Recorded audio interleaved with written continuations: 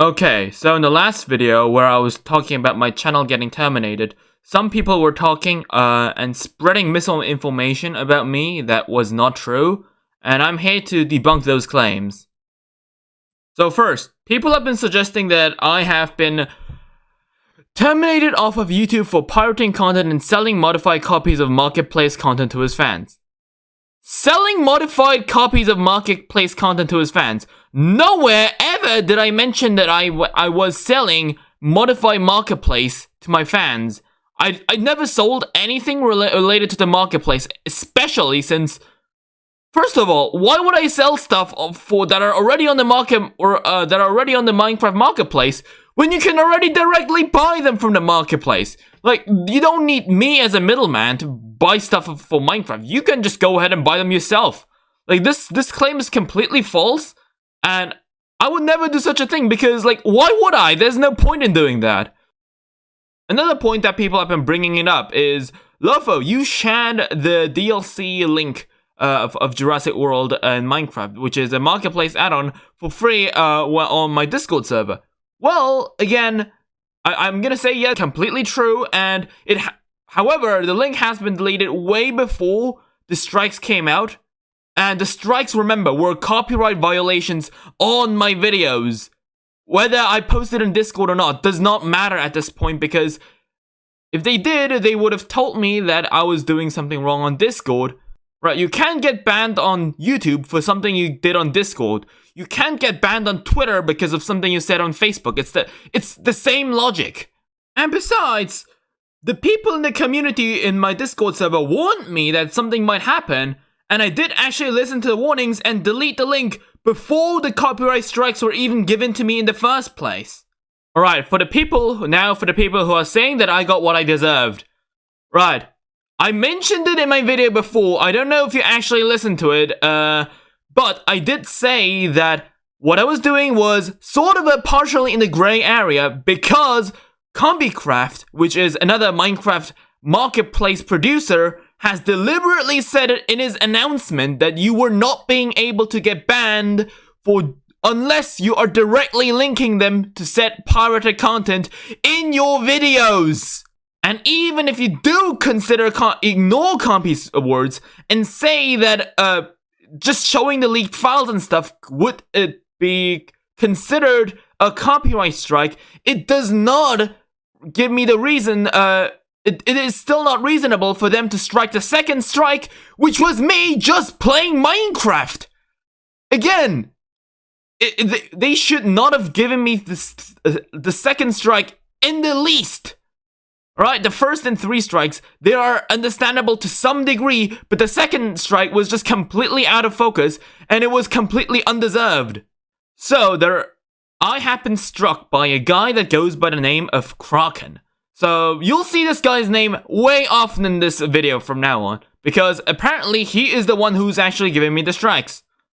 So, I've been talking with him on email. That's the Ferns William guy that I linked the email to in the last video. So he came and commented that, right, let me just read his comment because it's just hilarious. Dino Digo, you may be friends with this man, but he has showed an illegal download site in his videos, as well as illegally modifying encrypted files on stream. It's worthy of a strike, or 3 strikes in fact. Lofo's system has faults, but this is not a fault. Lopho is a pirate and pirate must be dealt with. So first of all, number 1, he has showed an illegal download site in his videos. Now that's something I really didn't understand. Like, there were 2 points that so many people have been bringing up, but were just blatantly out false. Which, like, there's no ifs and no buts. Like, those are just blatantly false. Number 1 is me showing the illegal download site on my stream. I would never do that because I'm not that crazy. I paid for, remember guys, I paid for 9 add-ons that I've been using in my worlds that are with dinosaurs and stuff. Like, if I were giving out the links for free, that would just be the equivalent of shooting myself on my own foot. Like, why would I do that? I paid for my own stuff. You know, I would like other people to pay for something that I did. It would be unfair if people got something for free, whereas something that I paid for.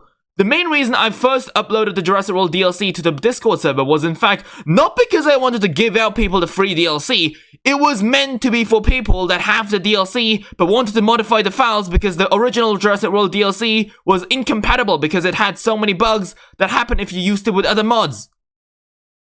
Right, I'm just gonna say add-ons mods because it's easier for people to understand, alright?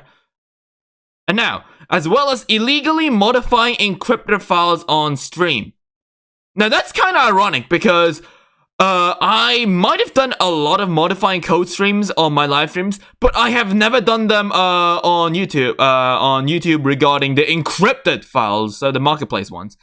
And guess what? I was already done with all the modifications. There was no reason for me to like keep going back to the files and modifying them. I was already done with them. Like, why would I live stream something, recoding something that I've already done for?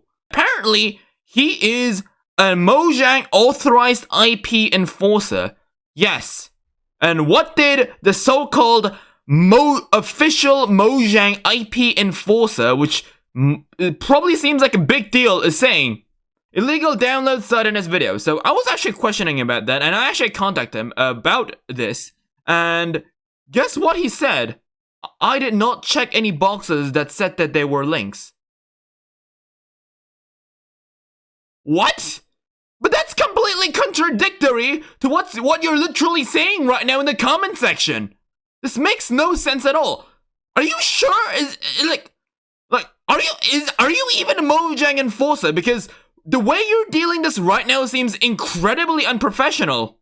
And not only that, the main one, he said that he never ticked the box that had any links. He also told me that you had the first strike. That should have been a warning. So when I first got my first strike, actually, I directly went to oppose it against my copyright strike. I tried to do an appeal on YouTube, but the YouTube declined my claim, so I had to go and contact him personally. So in fact, that's how the email whole thing started. And the first time, as I said, with the email, I did show it on my previous video, but I showed him the proof that I actually purchased all these add-ons, and the proof of these add-ons that they were purchased before the whole leak deal. He replied with a simple thank you. You saw it in the last video.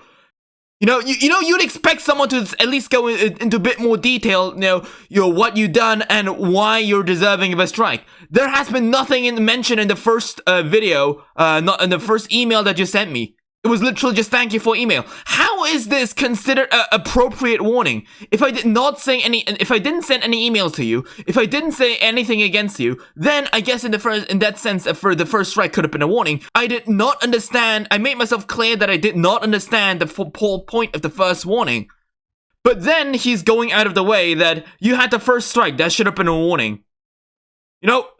If you're telling me that the first strike was a warning, and if someone is trying to make sure that his copyright strike was not in the wrong, was in the wrong, you'd expect someone to go into a bit more clarity from an official IP enforcer than saying just thank you for your email. And the time zones of when he struck me with the copyright strikes is completely going against the fact that he is trying to warn me.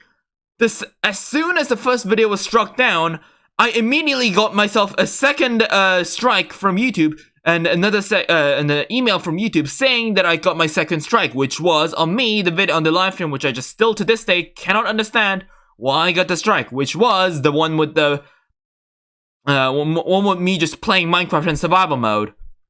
And when I was trying to appeal this, he actually refused to reply to any of the emails. That's when the first video, at the point where the first video was made. In fact, only when DinoDigo uploaded the first video and it started getting attention, that's when he actually came back to me. I do not appreciate your attempts at getting sympathy for a community you have misled. I understand it might be accepting for you, but the strikes were justified as you heavily referenced the piracy and showed the editings of protected files. Again, I never showed the fact that I edited my files anyway. I didn't mention that I fixed and edited them, but I never showed it directly on stream. I don't know where this guy's coming from. And I heavily referenced the piracy. Right, I was curious about that as well. And when I went ahead to the comment section and actually talked about him, where I actually heavily referenced the strikes, for example, like a time zone or where it was, he actually replied that Oh yeah, but the links are but the videos are down, so yeah, I can't look at that. So that is why I deliberately sent out links of my Twitch live streams in the comments, in the description. But again, he probably didn't look at that. He probably didn't even watch the video from what I can see. Nowhere did I claim that you had linked to the files. Nowhere. You sure about that? Oh yeah, and what's the shit about justice hashtag justice for Smithy bullshit? Like, sure, I made a video ranting about him regarding a different dinosaur add-on, but this has nothing to do with the situation, and Smithy wasn't, nothing about Smithy was involved when I got any of the 3 copyright strikes, so why are you bringing this up? What is even more strange is that the one person that is Mojang's active IP enforcer is commenting him about a totally different thing that has nothing to do with copyrights. You know, when a big company tends to go around about copyrights and suing or striking other people with copyright-related reasons, they usually tend to keep very quiet and very minimalistic about the situation because they do not want to create an upstare. But whatever this guy has been doing in the comment section is completely against this logic that I'm seeing right now. He isn't being quiet. He is not being minimalistic. He is going full on out on everyone who's trying to be actively defending me. All the people that currently think that my strikes were deserved have all been going on either telling lies or mentioning completely different occasions of things that are unrelated to the situation, even to the point of directly posting lies and contradicting their own words and trying to pull me down. I don't know what the deal with them is. I might have made some mistakes here and there, a few slip-ups here and there, but one thing is for certain, I do not deserve to lose my channel right now.